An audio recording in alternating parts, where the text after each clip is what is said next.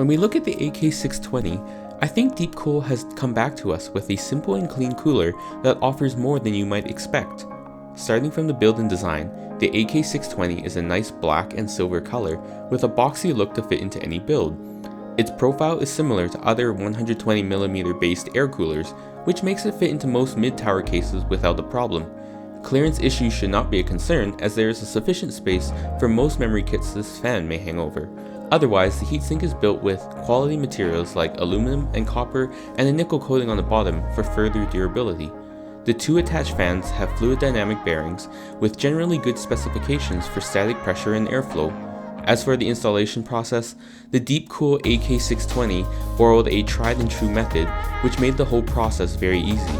The inclusion of a long screwdriver was both necessary and appreciated, as reaching for the mounting screws would have been tricky otherwise. In terms of performance, the DeepCool AK620 also performed admirably, putting up directly comparable numbers to some of our better performing 120mm based options for both air and liquid coolers.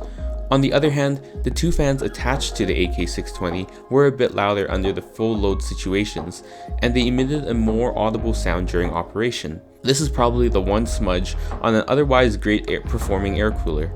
According to DeepCool, the AK620 will have an MSRP of $65 US, which undercuts the competition.